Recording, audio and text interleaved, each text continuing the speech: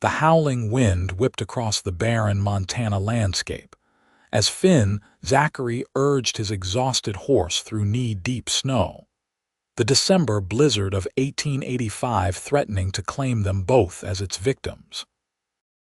His ranch lay 15 miles behind him, and Carlin, the nearest settlement, remained at least 10 miles ahead, a distance that seemed impossible as night began to fall and the temperature plummeted.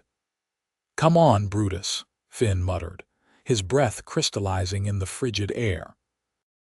"Just a little further, boy." He pulled his sheepskin coat tighter around his broad shoulders, cursing his decision to check the furthest fence line when the skies had been deceptively clear that morning. At 32, Finn had weathered enough Montana winters to know better. A flicker of light in the distance caught his attention. Squinting through the swirling snow, he made out what appeared to be a small cabin, one he didn't recognize from his travels through this territory. Hope kindled in his chest as he steered Brutus toward the faint glow. As he drew nearer, the unmistakable sound of a woman's scream cut through the howling wind. Finn dismounted quickly, stumbling in the deep snow as he secured Brutus to a post near what appeared to be an abandoned wagon, now half buried in snowdrifts. The scream came again, more desperate this time. "Hello," he called, pounding on the cabin door. "Anyone in there need help?" When no answer came but another agonized cry, Finn pushed the door open and stepped into the dimly lit interior. The sight before him stopped him in his tracks. A young woman lay on a crude bed of blankets near a dying fire, her face contorted in pain, both hands clutching her swollen belly. Her dark hair was plastered to her forehead with sweat despite the cold, and her eyes flew open at his entrance wide, frightened, and the color of summer storms. "Who are you?" she gasped between labored breaths. "Name's Finn Zachary. I ranch about 15 miles south of here," he answered, removing his hat and stepping closer. "Madam, are you?" "The baby's coming," she panted, confirming his stunned realization. "Been at it for hours. Too soon." Too soon. Her words dissolved into another scream as a contraction seized her. Finn felt panic rise in his chest. He'd helped deliver countless calves and foals, but never a human baby. He glanced around the cabin, noting its sparse furnishings, clearly a temporary shelter rather than a home. "Where's your husband, madam?" he asked, removing his coat and rolling up his sleeves. "Dead," she whispered when the pain subsided. 2 weeks ago, pneumonia. We were heading to my sister in Carlin when the weather turned." Her eyes closed briefly. "I'm Abigail Harlow." Finn nodded grimly, assessing the situation. The fire was nearly out, the cabin freezing. No water boiled, no clean linens prepared. And from the way Abigail was breathing, the baby wouldn't wait for ideal conditions. "Miss Harlow, I'm going to help you," he said firmly, though uncertainty gnawed at him. "First, let me build up that fire." Working swiftly, Finn stoked the fire with the remaining logs stacked nearby. He filled a pot with snow from outside to melt for water, then searched through his saddlebags for his clean spare shirt, which he tore into strips for bindings. Abigail cried out again, her face flushed with exertion. "It's coming now," she gasped. "I can feel it."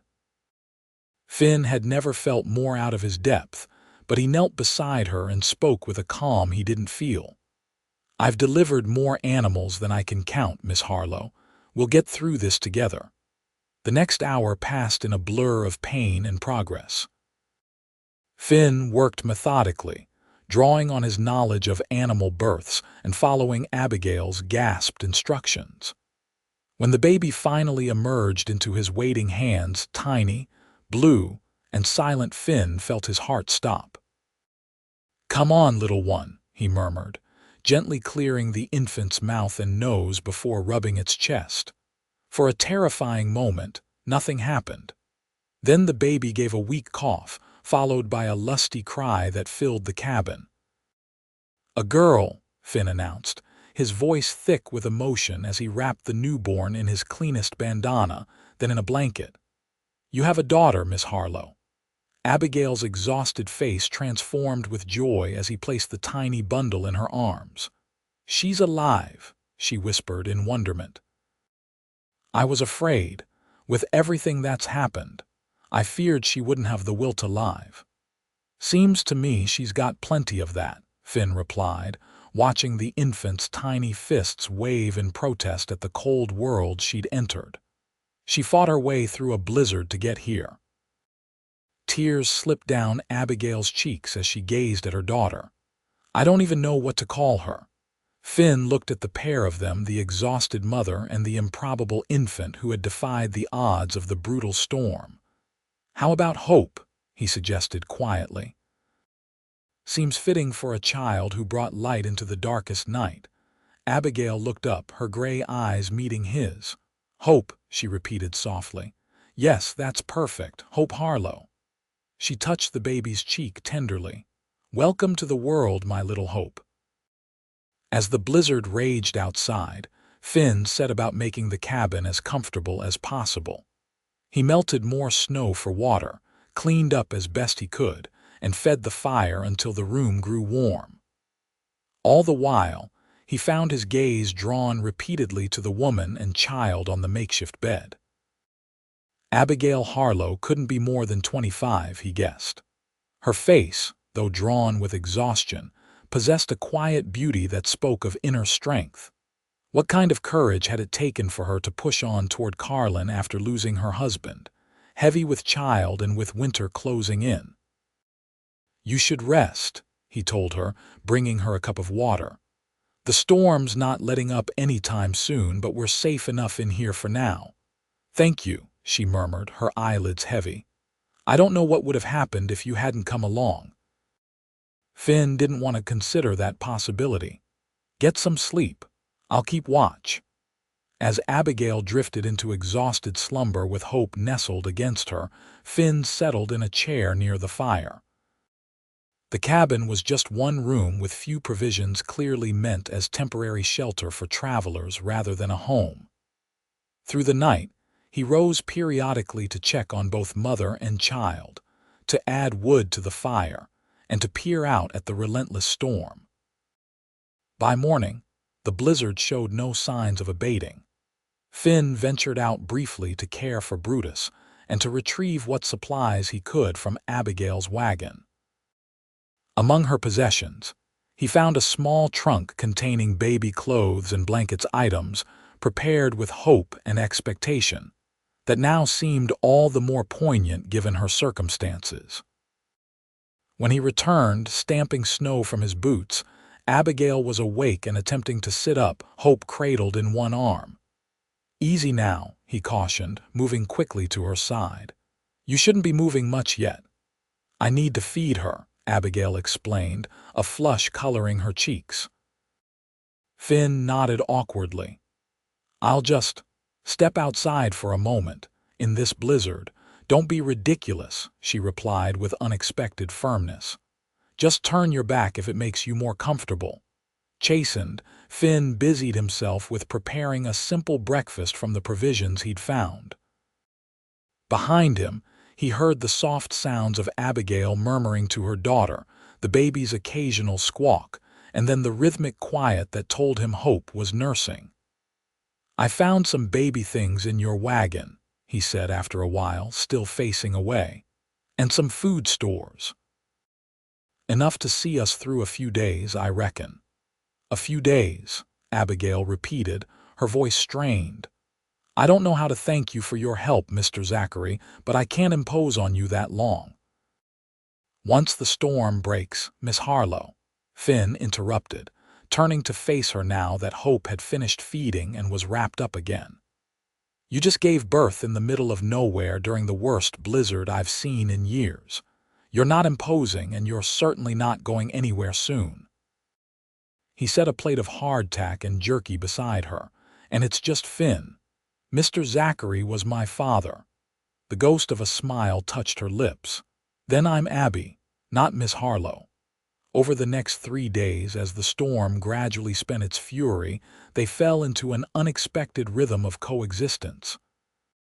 Finn cared for Brutus, kept the fire burning, and ventured out to hunt when the weather permitted, bringing back a rabbit that he made into a hearty stew.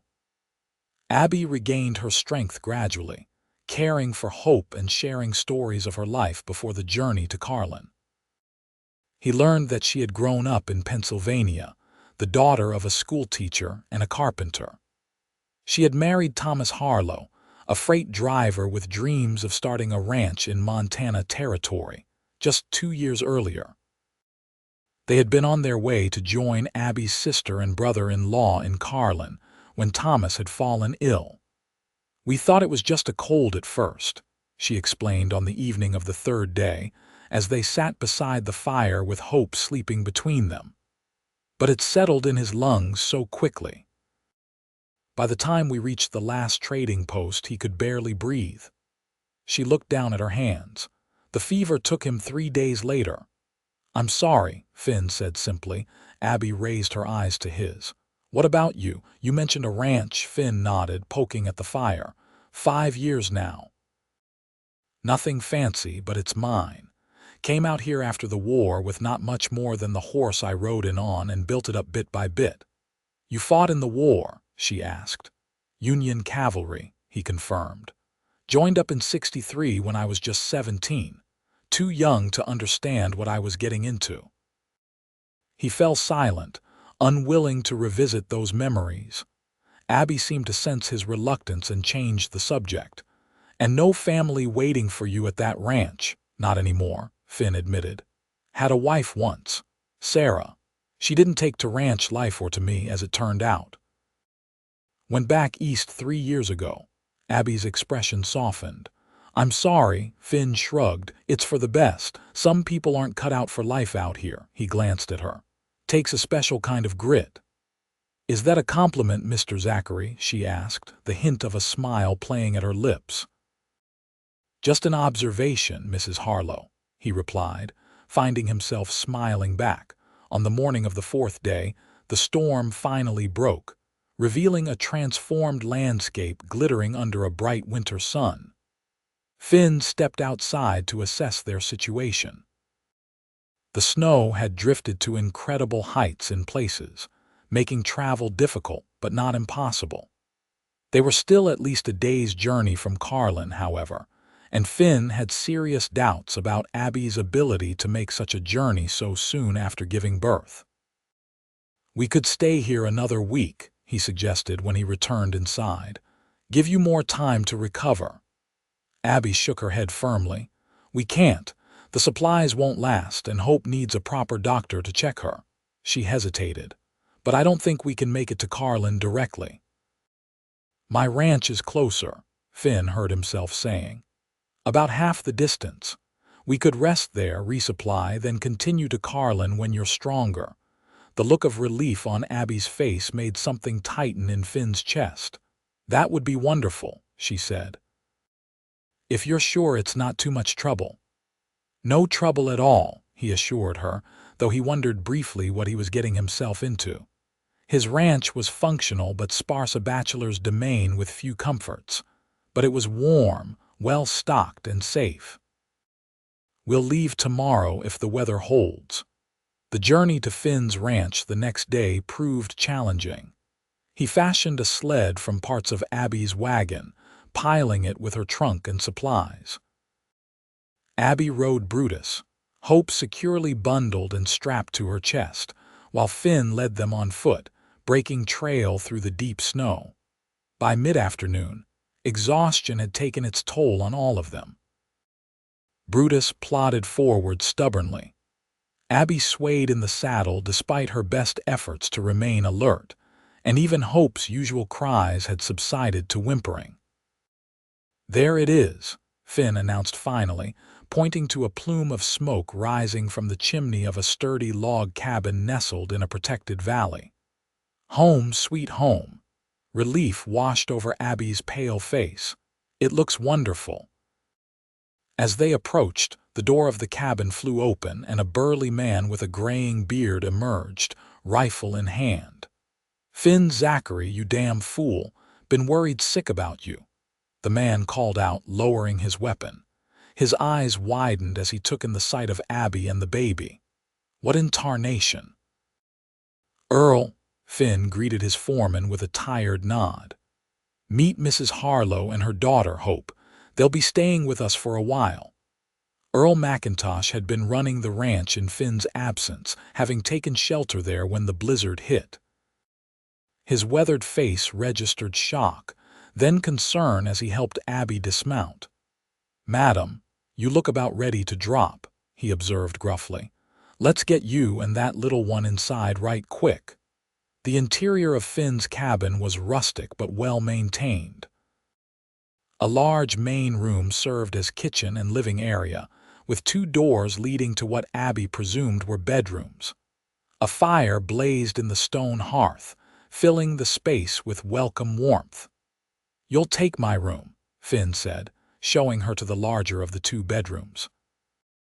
"I'll bunk with Earl in the spare." Abby wanted to protest, but exhaustion overwhelmed her. "Just for tonight," she managed before sinking onto the edge of the bed, still cradling hope. The next few days passed in a blur of recovery and adjustment. Earl, for all his gruff exterior, proved surprisingly gentle with Hope, fashioning a crude cradle from a drawer and helping Finn rearrange the cabin to accommodate their guests. He rode to the neighboring ranch to spread word that Finn was safe and to ask if they had any spare baby items. The neighbor's wife, Martha Jenkins, arrived the following day with a basket of baby clothes, blankets, and a precious tin of powdered milk, just in case. Her visit marked the beginning of a steady stream of neighbors stopping by, ostensibly to check on Finn after the blizzard, but clearly curious about the mysterious woman and infant he'd brought home. For her part, Abby gradually regained her strength. By the end of the first week, she insisted on taking over cooking duties, preparing meals that made both men groan with appreciation after months of their own basic fare. "Where'd you learn to cook like this?" Earl asked one evening after a particularly delicious rabbit stew. "My mother believed every woman should know how to run a proper household," Abby replied, a hint of sadness in her voice. "Though I doubt she imagined I'd be using those skills in quite these circumstances." Finn watched her from across the table, noting how the firelight caught in her dark hair, how confidently she held Hope while managing to eat her own meal one-handed. In just a week, she had transformed his bachelor household with her quiet efficiency and gentle presence. "Have you written to your sister in Carlin?" he asked. Abby nodded. "Yesterday. Earl said he'd deliver it when he goes for supplies tomorrow." She hesitated. "I've asked her to come here instead if that's acceptable. The journey to town still seems daunting with Hope so young." "Of course," Finn agreed quickly, ignoring Earl's raised eyebrow. "You're welcome to stay as long as needed." That night, after Earl had retired and Abby had gone to bed with Hope, Finn sat alone by the fire, contemplating the strange turn his life had taken. He had grown accustomed to solitude after Sarah left, finding peace in the predictable rhythm of ranch work. Now his home echoed with a baby's cries and a woman's soft lullabies, and he found he didn't mind the disruption nearly as much as he should. January gave way to February, and still Abby remained at the ranch. Her sister, Rebecca, had come to visit, bringing her husband and their 2 young sons. They had spent an awkward afternoon assessing the situation, clearly concerned about Abby's living arrangement with the bachelor rancher, despite Earl's constant presence as chaperone. "You could still come to Carlin," Rebecca had urged before departing. "We would make room." But Abby had declined, citing Hope's fragility and the continuing harsh weather. The truth, which she scarcely admitted even to herself, was that she had begun to feel at home on Finn's ranch in a way she hadn't felt anywhere since leaving Pennsylvania. As February progressed, Finn found increasingly thin excuses to delay Abby's departure. First, it was concern about Hope traveling in the cold. Then, when a thaw came, he worried about the muddy roads. When Abby suggested perhaps it was time she found her own place in town, he quickly proposed that she stay through spring calving, when they would need extra hands to prepare meals for the temporary ranch hands. "I can pay you a proper wage," he insisted. "You and Hope would have your own space." Earl's talking about building a small cabin for himself closer to the barn anyway. Abby should have refused. A respectable widow with a young child had no business living on a ranch with a single man, regardless of how honorable his intentions. But the thought of leaving filled her with an inexplicable sadness. "Just until the calving is done," she agreed. Earl's new cabin was completed by mid-March, leaving Abby and Hope alone in the main house with Finn. To prevent gossip, Abby insisted on moving into the smaller bedroom, leaving Finn his master bedroom once again. Still, she knew the arrangement would raise eyebrows, and indeed the visits from neighboring women increased, their curious gazes taking in every detail of the domestic scene. One evening, as spring's first tentative warmth allowed them to sit on the porch after supper, Hope sleeping peacefully in her cradle nearby, Finn broached the subject that had been weighing on his mind. "People are talking," he said bluntly. Abby nodded, unsurprised. "I know. Not that I give 2 cents what they think," he continued, "but I don't want them saying things that might hurt you or Hope down the line." "What are you suggesting?" Abby asked, her heart suddenly beating faster. "That it's time for us to leave." Finn's hands tightened on the arms of his chair. "No," he said firmly, "that's not what I want at all." He took a deep breath. "Abby, I know this is sudden. We've only known each other a few months, but I think we could make a good life together, you and me and Hope." Abby stared at him, speechless. "I'm not asking out of convenience," he hurried to add. "Though I won't deny having you here has made this place feel more like a home than it ever did, but it's more than that." He met her gaze directly. "I've grown to care for you both more than I thought possible." "Finn," Abby began, her voice unsteady, "I don't know what to say." "You don't have to answer now," he assured her. "I know you're still grieving Thomas. I know this isn't what you planned. Just think about it." That night, Abby lay awake long after Hope had fallen asleep, her mind churning with conflicting emotions. She had loved Thomas, had married him full of hopes for their future together. His death had left a void she wasn't sure could ever be filled. Yet she couldn't deny the growing feelings she harbored for Finn. He was different from Thomas in many ways, quieter, more self-contained, with a core of strength that had been shaped by hardship and solitude. He treated Hope as if she were his own flesh and blood, spending hours just watching her sleep or holding her so Abby could rest. Was it wrong to consider his offer so soon after Thomas's death? Would it dishonor her late husband's memory to find happiness with another man? Or would Thomas, who had loved her enough to risk everything on a new life out west, want her to seize a chance at security and companionship? Morning found her still undecided, though she treated Finn no differently as they moved through their daily routine. He, true to his word, didn't press her for an answer, though she sometimes caught him watching her with an intensity that made her breath catch. The arrival of calving season temporarily pushed personal concerns aside. The ranch hands who joined them for the busy period filled the bunkhouse and took their meals at the main house, keeping Abby occupied from dawn until well after dusk. Finn and Earl spent long hours in the fields and barns, often coming home only to eat and catch a few hours of sleep before heading out again. It was during this hectic time that Hope spoke her first word, Finn, causing both Abby and Finn to freeze in shock before breaking into delighted laughter. The moment crystallized something for Abby. This man had been present for her daughter's entire life, from the very first breath. Whatever happened between them as adults, Finn and Hope already shared a bond that could not be undone. As April turned to May and the calving season wound down, Abby finally reached her decision. She waited until the last of the temporary hands had departed, leaving just the three of them and Earl at the evening meal. "Earl," she said when they had finished eating, "would you mind taking Hope for a little while? I need to speak with Finn privately." The foreman nodded knowingly, gathering the now 7-month-old child with practiced ease. "Come on, little miss. Let's go see if we can find that cat that's been hanging around the barn." When they were alone, Abby turned to Finn, who was watching her with carefully controlled hope. "I've been thinking about what you said," she began.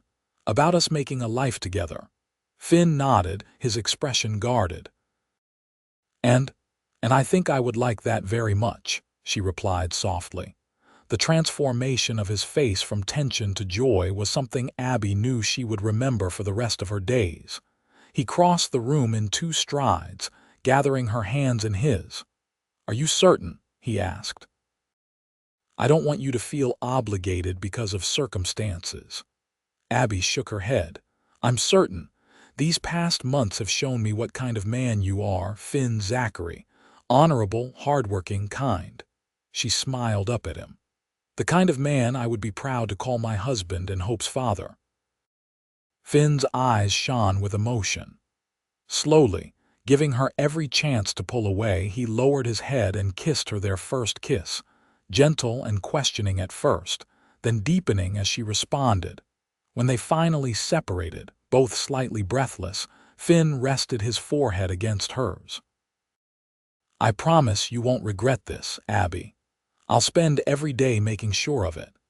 They were married 2 weeks later in a simple ceremony performed by the circuit preacher who happened to be passing through. The entire community turned out, their earlier gossip transformed to genuine goodwill in the face of the couple's obvious happiness.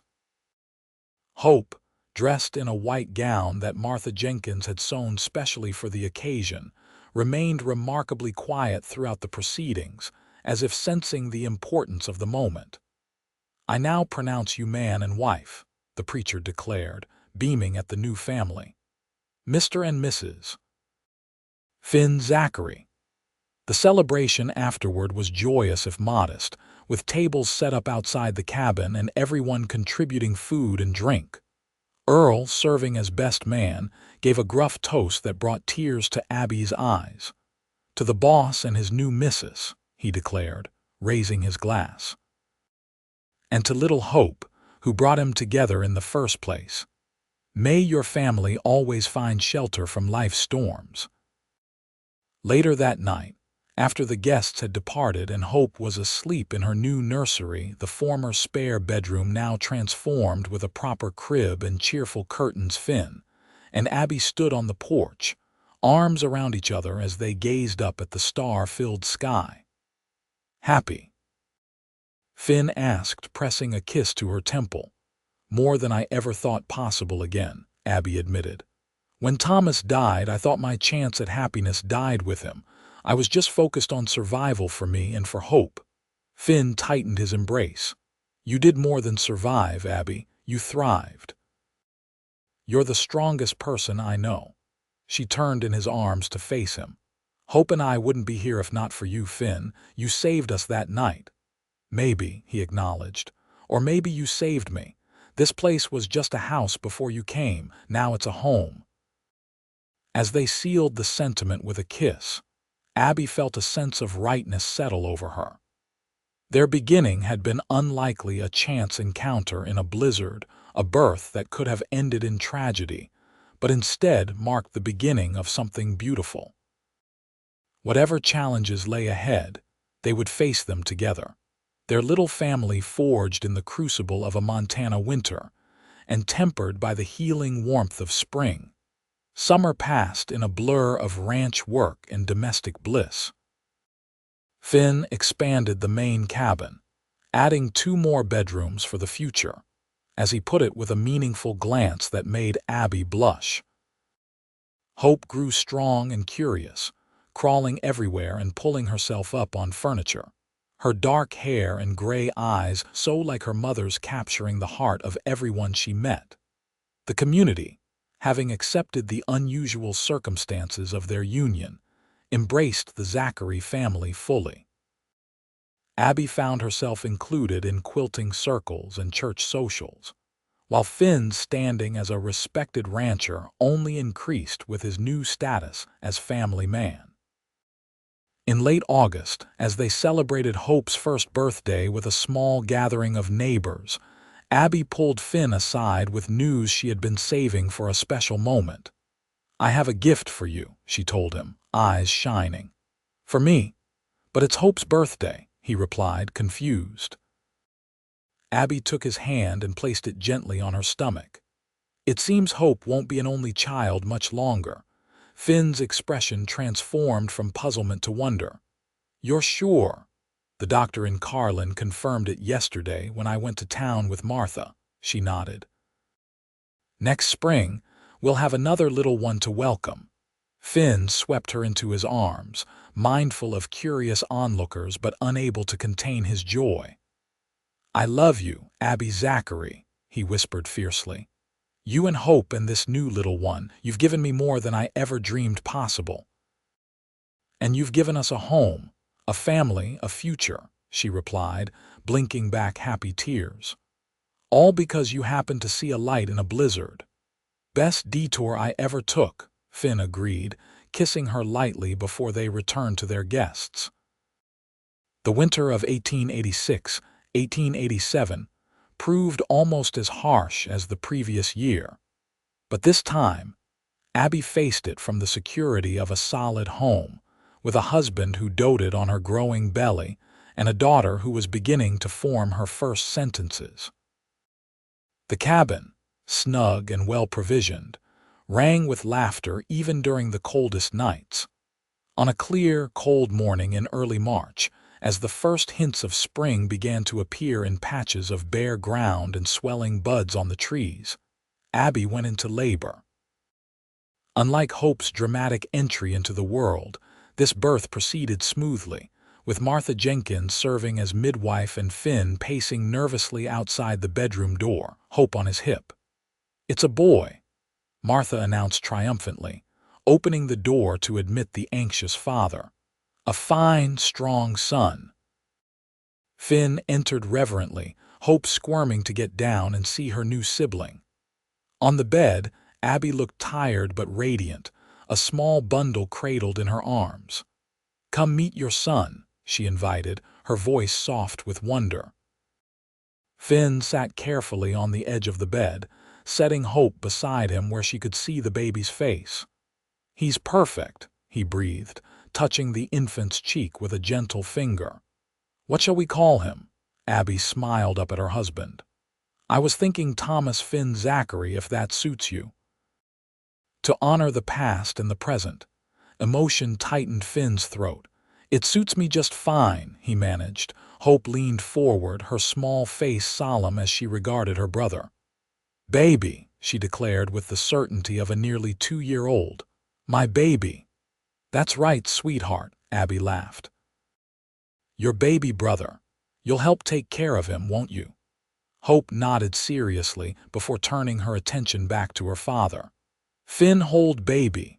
It was the first time she had called him by name since that momentous first word, and it brought a fresh wave of emotion. "Yes, Hope," he said, gathering the newborn carefully in his arms. "Finn will hold the baby." As he cradled his son, for Thomas was his son in every way that mattered, just as Hope was his daughter. Finn reflected on the extraordinary chain of events that had led to this moment. Had he not decided to check that fence line on the day of the blizzard? Had he not seen the light from the cabin? Had Abby not survived her ordeal alone in the wilderness?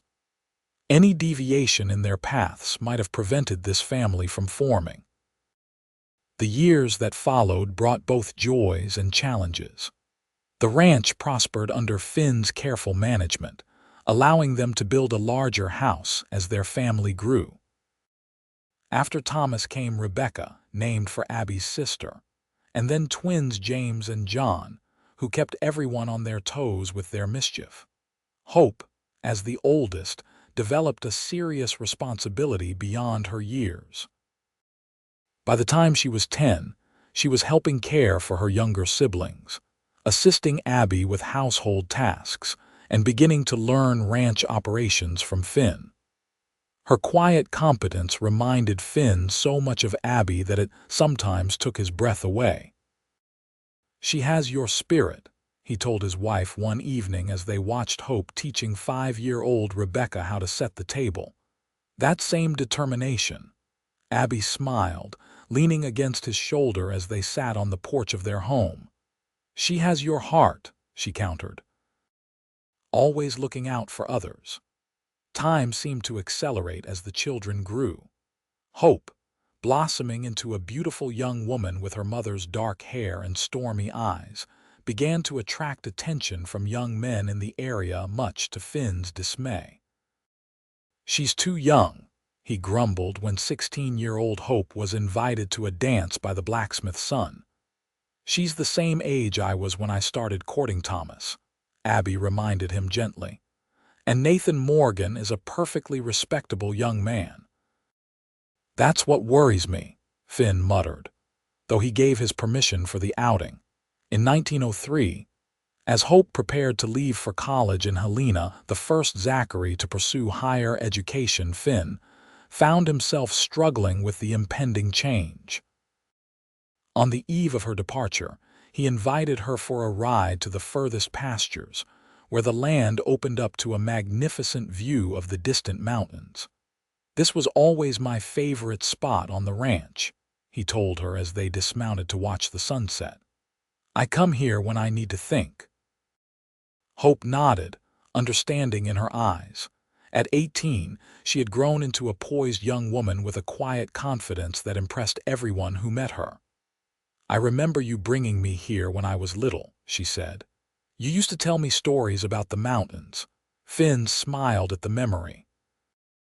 "You were always hungry for stories, never could get enough of them." They stood in companionable silence for a moment before Hope spoke again. "I'm going to miss this place, miss you and Mother and the boys and Becca. We'll miss you too, Hope." Finn cleared his throat against the emotion threatening to overwhelm him. "But your mother and I are so proud of what you're doing, getting an education, making your own way." "It's because of you both that I can," Hope replied earnestly. "You gave me a foundation, a home, a family who believes in me." Finn shook his head slowly. "You had all that inside you from the beginning. The night you were born in that little cabin in the middle of nowhere, you came into this world fighting.